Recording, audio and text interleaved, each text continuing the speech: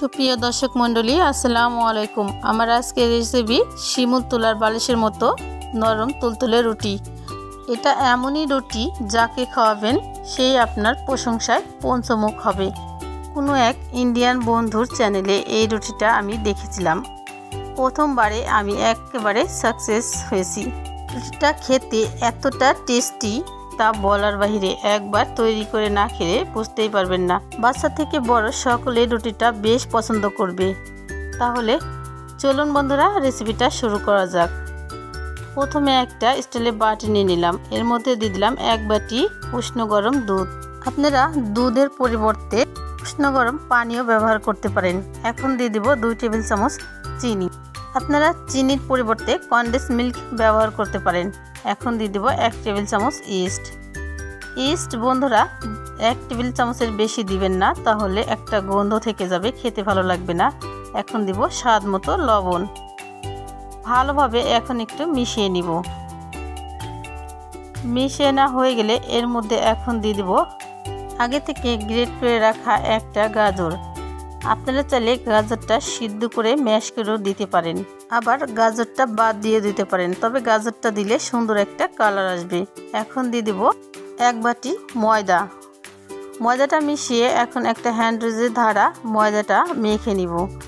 ময়দাটা একটু ভালোভাবে মিশিয়ে নিয়ে তারপর আরও হাফ বাটি ময়দা দিয়ে দেব। আপনারা চাইলে ময়দার পরিবর্তে আটাও ব্যবহার করতে পারেন। আবারও হ্যান্ড রুইচ দ্বারা একটু মিশিয়ে নিয়ে এখন হ্যান্ড রুইচ উঠিয়ে হাত দিয়ে মেখে নিতে হবে।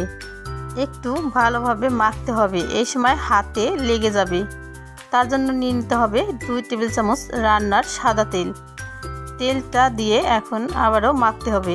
এখন আর মূলত হাতের সাথে লেগে যাবে না। তেল দেওয়ার পর আর 2 মিনিট মাখলেই ময়দাটা মাখা হয়ে যাবে। এখন ময়দাটা সাইডে রেখে একটা ঢাকনা দিয়ে ঢেকে দিতে হবে, যেন হাওয়া না বের হয়। এভাবে আমি রোদের মধ্যে রেখে দিচ্ছি, তাতে ইস্টটা তাড়াতাড়ি কাজ করবে। তাতে 10 মিনিট রেস্টে রেখে রুটির পুরটা তৈরি করে নিই। তার জন্য একটা বাটিতে নিয়ে নিলাম পেঁয়াজ কুচি, লঙ্কা কুচি, স্বাদ মতো লবণ, কিছুটা ম্যাগি মশলা ও সামান্য গোলমরিচ গুঁড়া। এখন দিয়ে দিব আগে থেকে ভেঙে রাখা নর্মাল তাপমাত্রা 2টো ডিমটা দিয়ে ভালোভাবে একটু ফেটিয়ে নিব। এদিকে একটা ফ্রাই প্যান দিয়ে তার মধ্যে 2 টেবিল চামচ তেল দিয়ে দিলাম। তেলটা একটু গরম হয়ে আসলে ডিমের মিশ্রণটা ঢেলে দিলাম। ডিমের মিশ্রণটা এক পিঠে একটু ভাজা হয়ে আসলে ডিমটা এখন ভেঙে নিব। আপনারা চাইলে ডিমটা ভাঙার জন্য কাঁটা চামচের সাহায্য নিতে পারেন, তাতে চটজলদি ডিমটা ভেঙে নিতে পারবেন। এখন ভেঙে নেওয়া ডিমটা সামান্য একটু ভেজে এর মধ্যে দিয়ে দেব টুকরো করে কেটে রাখা 2টা টমেটো ও সিদ্ধ করে গ্রেট করে রাখা একটা আলু। এবার টমেটো, আলু ও ডিমের মিশ্রণটা একটু ভালোভাবে মিশিয়ে নিতে হবে। এখন দিয়ে দিতে হবে আগে থেকে রেখে দেওয়া সেই ম্যাগি মশলার বাদ বাকি মশলাটুকু। 2টা ডিমের জন্য এখানে 1 প্যাকেট ম্যাগি মশলাই যথেষ্ট, বাড়তি আর কোনো মশলার দরকার নেই। শুধু সামান্য একটু লবণ অ্যাড করে দিবেন। যেহেতু আগে আমরা লবণ অ্যাড করেছি, সেজন্য বুঝে শুনে লবণ দিতে হবে। 2 মিনিট নেড়েচেড়ে ভেজে চামচ দিয়ে একটু চাপতে দিলে আলু ও টমেটো গলে যাবে, তৈরি হয়ে যাবে সুস্বাদু একটা পুর। এদিকে আমাদের আটার মিশ্রণটা রোদের মধ্যে রাখার কারণে ফুলে ঢোল হয়ে গেছে। যদি নর্মাল তাপমাত্রা কোথাও রেখে দেন তাহলে অবশ্যই ইস্ট কাজ করতে 20 থেকে 25 মিনিট সময় নেবে। ময়দার মধ্যে থেকে সমস্ত হাওয়া বের করে নিতে হবে। বের করে একটু মেখে নিতে হবে। মেখে নেওয়া হয়ে গেছে। এদিকে একটা বোর্ড নিয়ে নিলাম। বোর্ডের উপর দিয়ে কিছু ময়দা ছড়িয়ে দিয়ে এর উপরে ময়দাটা রেখে দিলাম। এখন ময়দাটা 2 ভাগে ভাগ করে নিব। ভাগ করে নিয়ে একটু চ্যাপটা করে নিব 2 হাত দিয়ে। দেখুন আমি কিভাবে হাত দিয়ে চেপে চেপে চ্যাপটা করে নিচ্ছি। 2টাই একইভাবে ময়দা জড়িয়ে চ্যাপটা করে নিতে হবে। এখন আমি বাদ বাকি কাজটা করব। যে পাত্রে আমি রুটিটা ভাপাবো সেই পাত্রে নিয়ে নেব। রুটিটা যেহেতু আমি পানির ভাপে তৈরি করব, সেজন্য আমার একটা ছিদ্রযুক্ত পাত্র নিতে হবে। পাত্রের উপর 2 হাত দিয়ে আমি কিভাবে রুটিটা তৈরি করে নিলাম আপনারা তো দেখতে পেলেন। এখন এর মধ্যে উপর দিয়ে দিতে হবে সেই আগে থেকে তৈরি করে রাখা সেই পুরটা চামচের সাহায্যে একটু ভালোভাবে দিয়ে দিতে হবে। দেখুন আমি কিভাবে দিয়ে দিচ্ছি, ঠিক একইভাবে দিয়ে দিবেন। সমান্তরালভাবে সম্পূর্ণ রুটিতে তরকারিটা বিছিয়ে দিতে হবে। এখন উপরে আরেকটা রুটির খণ্ড হাত দিয়ে এভাবে টেনে টেনে একটু রুটির মতো করে উপরে দিয়ে দিতে হবে। দিয়ে সাইড দিয়ে একটু চাপ দিয়ে আটকে দিতে হবে। দেখুন আমি কিভাবে চাপ দিয়ে আটকে দিচ্ছি। প্রথমে সাইড দিয়ে এভাবে হাত দিয়ে চাপ দিয়ে আটকে দিতে হবে। তারপর আমরা যেভাবে বিছানার উপরে চাদর দিলে নিচ দিয়ে গুজে দিই, ঠিক একইভাবে রুটিটা সাইড দিয়ে গুজে দিতে হবে। এতে রুটিটা গোলাকার হবে ও দেখতে সুন্দর হবে।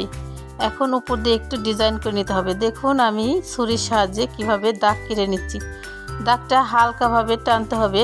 ঠিক এইভাবে দাগটা টেনে নিলে একটা ডিজাইন তৈরি হবে। ঠিক দেখতে থাকুন আমি কিভাবে তৈরি করছি। নিচ থেকে উপরের দিকে এভাবে টানতে থাকলে সুন্দর একটা ডিজাইন তৈরি হয়ে যাবে। দেখেই বুঝে নিতে হবে। দেখুন আমি কিভাবে ডিজাইনটা তৈরি করছি সম্পূর্ণ। আবারও বলে দিচ্ছি, অবশ্যই ছুরিটা হালকা হাতে দাগটা টানতে হবে, না হলে রুটিটা কেটে যাবে বা ভিতরের পুরটা বেরিয়ে যাবে। রুটির ডিজাইনটা তৈরি, রুটিটা ঢেকে দিয়ে 5 মিনিটের জন্য অপেক্ষা করতে হবে। 5 মিনিটে রুটিটা ফুলে যাবে। ফিরে আসলাম 5 মিনিট পর। দেখুন রুটিটা কত সুন্দর ফুলে গেছে। এবার রুটির চালনাটা পানির উপরে দিয়ে ঢেকে দিয়ে 20 থেকে 25 মিনিট ভাপিয়ে নিতে হবে। দেখুন 20 থেকে 25 মিনিট পর রুটির অবস্থা, রুটি আমাদের ভাপানো হয়ে গেছে। এখন আমরা রুটিটা নামিয়ে ঠান্ডা করে নিব। এবার আমাদের রুটিটা ঠান্ডা হয়ে গেছে। এখন রুটিটা মোল্ড আউট করে নিব। দেখুন রুটির নিচের পাট কতটা সুন্দর হয়েছে। এখন রুটি একটা প্লেটে নিয়ে নিলাম। দেখুন কতটা সুন্দর ও চমৎকার দেখতে হয়েছে। মাশাআল্লাহ, রুটিটা দেখতে যতটা কিউট, খেতেও অনেক সুস্বাদু। দেখুন কতটা নরম ও স্পঞ্জি হয়েছে রুটিটা। এবার কেটে দেখাচ্ছি। প্রিয় বন্ধুরা, রুটিটা একবার হলেও তৈরি করে দেখার অনুরোধ রইল। কাছের কেউ যদি রেগে থাকে তাহলে তো কথাই নেই, এই রুটিটা একবার হলেও তাকে তৈরি করে দিন, দেখবেন রাগ গলে পানি হয়ে যাবে। আশা করি রেসিপিটা বাড়ির ছোট বড় সকলের অনেক ভালো লাগবে। আপনার যদি আমার রেসিপিটা ভালো লাগে তাহলে চ্যানেলটা সাবস্ক্রাইব করে বেল আইকনটি প্রেস করে দেন, যাতে পরবর্তীকালে আমি ভিডিও আপলোড দেওয়ার সাথে সাথে আপনার কাছে নোটিফিকেশন পৌঁছে যায় আর আপনি সাথে সাথে আমার রেসিপিটা দেখে নিতে পারেন। রেসিপিটা পছন্দ হলে একটা লাইক ও একটা শেয়ার দিয়ে রাখবেন, যাতে পরবর্তীকালে তৈরি করার সময় আপনাদের অনেক সুবিধা হয়। আজকের মতো এ পর্যন্ত। দেখা হবে অন্য কোনো ভিডিওতে, অন্য কোনো এপিসোডে। সে পর্যন্ত ভালো থাকবেন, সবাইকে ভালো রাখবেন। আল্লাহ হাফেজ।